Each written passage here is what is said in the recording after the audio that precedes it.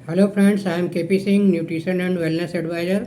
आज हम बात करेंगे जॉइंट हेल्थ के बारे में। जॉइंट हेल्थ की बात आती है तो सभी को पता है कि जॉइंट की प्रॉब्लम आर्थराइटिस के नाम से जानी जाती है, जो कि आजकल बहुत कॉमन हो गई है और लोगों को बहुत कम एज से ही आर्थराइटिस की प्रॉब्लम शुरू हो जाती है। तो इसको हम देखेंगे, इसके मुख्य कारण क्या हैं। और जहाँ तक बात है अर्थराइटिस की, तो कई तरह की अर्थराइटिस होती है, लेकिन आज हम बेसिकली दो तरह की अर्थराइटिस की बात करेंगे। पहली तो है ऑस्टियोआर्थराइटिस और दूसरी है रिमेटॉइड अर्थराइटिस। इन दोनों अर्थराइटिस में अगर देखा जाए तो बेसिक डिफरेंस क्या है। इसमें ऑस्टियोआर्थराइटिस में हमारे नी जॉइंट मेनली अफेक्टेड होते हैं, नी जॉइंट की प्रॉब्लम होती है। और रिमेटॉइड अर्थराइटिस में नी जॉइंट्स के साथ साथ हमारे दूसरे जॉइंट्स भी, जैसे फिंगर एंड टोज़ या और बॉडी के दूसरे जॉइंट्स पर भी प्रभाव पड़ता है और हमारे सारे जॉइंट अफेक्टेड हो जाते हैं। तो ये बेसिक डिफरेंस है रिमेटॉइड और ऑस्टियोआर्थराइटिस में। अब ऑस्टियोआर्थराइटिस के कारण पर अगर ध्यान दें तो कारण क्या है इसके। तो सबसे पहला कारण तो हम देखिए, अगर हमारी डाइट प्रॉपर नहीं है, उसमें ऐसे न्यूट्रिएंट्स नहीं है जो हमारी जॉइंट के लिए आवश्यक हैं, तो हमें ये प्रॉब्लम एज के साथ साथ जल्दी आने लगेगी। और अगर हमारी डाइट पूरी तरह से बैलेंस्ड है तो ये प्रॉब्लम कभी भी उम्र भर कभी नहीं आएगी, आर्थराइटिस की प्रॉब्लम, ऑस्टियोआर्थराइटिस। और दूसरा कारण है ऑस्टियोआर्थराइटिस का, ये ओवरवेट के कारण भी हो सकती है। और तीसरा कारण कह सकते हैं हम कि अगर हम ओवर एक्जर्शन कर रहे हैं, हमारे नी जॉइंट्स जो हैं बहुत ज़्यादा एक्सेसिव एक्सरसाइज या एक्सेसिव वर्क के कारण वियर एंड टीयर हो सकती है जॉइंट्स पे, इसके कारण भी ऑस्टियोआर्थराइटिस हो सकती है। और सबसे बड़ा मेन कारण जो आजकल किसी भी उम्र में लोगों को ऑस्टियोआर्थराइटिस की प्रॉब्लम आने लगती है, उसका मुख्य कारण है अंग्रेज़ी दवाओं के साइड इफ़ेक्ट। अंग्रेज़ी दवाओं के साइड इफ़ेक्ट से आजकल बहुत ज़्यादा आर्थराइटिस की प्रॉब्लम बढ़ गई है, क्योंकि ये जो कुछ दवाएं हैं, कुछ दवाओं का समूह है जो कि बहुत ज़्यादा नुकसान करता है हमारे वहाँ जॉइंट्स के लिए बहुत ही हार्मफुल है। जैसे कि स्टेरॉइड्स हैं, पेन किलर्स हैं, इनका बहुत लंबे समय तक इस्तेमाल नहीं करना चाहिए। तो इस तरह से ये तो कारण हुए ऑस्टियोआर्थराइटिस के। अब रिमेटॉइड अर्थराइटिस का मेन कारण क्या है। एक्चुअली रिमेटॉइड अर्थराइटिस क्या है, ये एक ऑटो इम्यून डिजीज़ है। ऑटो इम्यून डिजीज़ का मतलब है इसमें जो हमारा इम्यूनिटी सिस्टम है, जो हमारा डिफेंस सिस्टम है, जो कि बाहर से आने वाले बैक्टीरिया वायरस या बाहर से होने वाले किसी भी इन्फेक्शन को के लिए फाइट करता है और बैक्टीरिया वायरसेस को किल करता है। वही डिफेंस सिस्टम, वही इम्यून सिस्टम मिस्टेकिंगली, मतलब गलती से डिफेक्टिव हो जाता है और हमारे ही सेल्स को डैमेज करने लगता है, हमारी बॉडी के, अपनी बॉडी के सेल्स को ही डैमेज करने लगता है। जिसके अंतर्गत रिमेटॉइड अर्थराइटिस में हमारा इम्यून सिस्टम हमारी कार्टिलेज को डैमेज करना शुरू कर देता है, जिससे कि ये प्रॉब्लम सारे जॉइंट्स में पैदा हो जाती है। तो ये एक इम्यून सिस्टम की प्रॉब्लम है।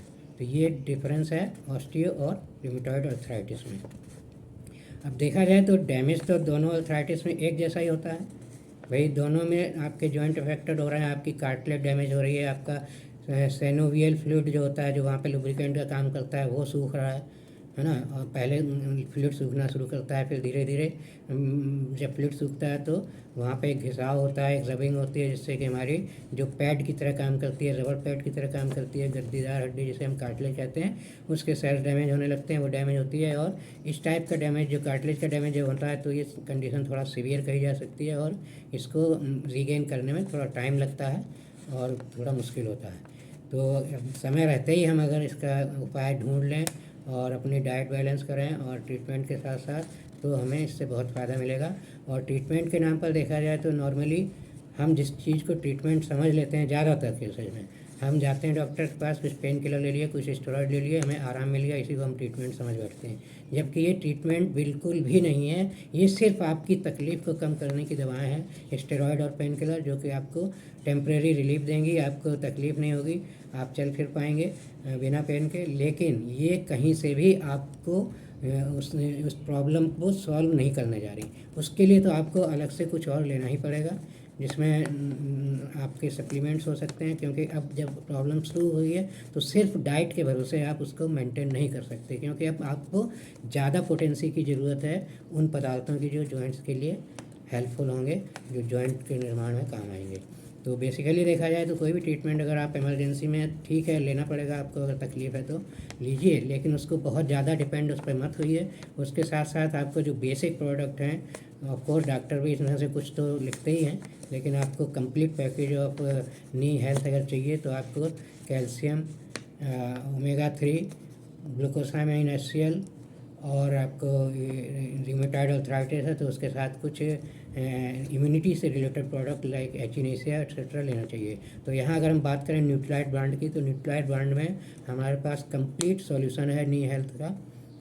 तो जिसमें सबसे पहले तो आपको कैल्शियम है लेना ही चाहिए, न्यूट्रालाइट का कैल्शियम लीजिए, बहुत अच्छा है। और सेकंड ग्लूकोसामीन HCl जो न्यूट्रालाइट का है, उसमें उसके साथ साथ ग्लूकोसामीन मेनली कार्टिलेज की मैन्युफैक्चरिंग में काम आता है, उसके लिए काम लिया जाता है। तो इसके साथ साथ न्यूट्रालाइट के ग्लूकोसामीन में बोसवेलिया प्लांट एक्सट्रैक्ट है और ब्रोमिलिन प्लांट एक्सट्रैक्ट है। ये दोनों क्या काम करते हैं, वहाँ की सूजन और पेन में आराम देते हैं। मतलब जो काम स्टेरॉइड और पेन किलर कर रहे थे वो यहाँ हम नेचुरली इस ग्लूकोसामीन HCl के साथ जो एक्सट्रैक्ट मिलाए गए हैं इनसे उसमें आराम मिलता है। और इसमें सिट्रस कंसनट्रेट भी है जो आपका इम्यूनिटी में भी काम आता है। तो इस तरह से ये कंप्लीट सॉल्यूशन के रूप में प्रेजेंट किया जाता है ग्लूकोसामीन न्यूट्रालाइट का। और फिर इसके अलावा आपको ओमेगा 3 भी डाइट में रखना चाहिए अपनी। ओमेगा 3 फैट से क्या है, आपका सिनोवियल फ्लूइड मेंटेन रहेगा, वो ड्राई होने से बचेंगे आप उसके ड्राइनेस से। और फिर इसके साथ साथ अगर रिमेटॉइड आर्थराइटिस है तो एचिनेसिया, न्यूट्रालाइट का एचिनेसिया कंसनट्रेट प्लस आता है। इसको लेना इसलिए ज़रूरी है क्योंकि आपकी इम्यूनिटी इन्वॉल्व है, तो इम्यूनिटी को करेक्ट करना बहुत ज़रूरी है। जब इम्यूनिटी का करेक्शन होगा और साथ में आपको जो जॉइंट्स पर न्यूट्रिएंट्स चाहिए जिससे आपका जॉइंट मैन्युफैक्चर होगा, जो जॉइंट अपनी पुरानी पोजीशन को रीगेन करेगा, वो भी ज़रूरी है। तो इस तरह से आप कंप्लीट ट्रीटमेंट आर्थराइटिस का कर सकते हैं। सिर्फ पेन किलर और इसके आपका जो स्टेरॉयड है इसके भरोसे बिल्कुल मत रहिए। ये टेम्परेरी रिलीफ के लिए आप ले सकते हैं, अगर आपसे तकलीफ़ नहीं सही जा रही है एक्सट्रीम कंडीशन में लीजिए, लेकिन इसके साथ साथ आप अपनी डाइट पे ध्यान दीजिए। और सप्लीमेंट के रूप में, चूँकि अब डाइट से आप नहीं रिकवर कर सकते हैं उतनी पोटेंसी, तो सप्लीमेंट लेना ही पड़ेगा, लीजिए। और अपने घुटनों की हेल्थ को बरकरार रखिए। आपके पूरी उम्र तक घुटने सही चलने चाहिए, क्योंकि हमारी बॉडी प्रोग्राम्ड है जेनेटिकली 100+ ईयर्स एज के लिए स्वस्थ रहते हुए। तो आप अपना डाइट और मेडिसिन का बैलेंस बनावर रखिए और अपने घुटनों की हेल्थ ठीक रखिए। इसी के साथ मेरा यह प्रेजेंटेशन खत्म होता है और thank you for listening and नमस्कार। फिर मिलते हैं अगले दूसरे प्रोडक्ट के सिलसिले में, बात करेंगे फिर कभी। Thank you very much.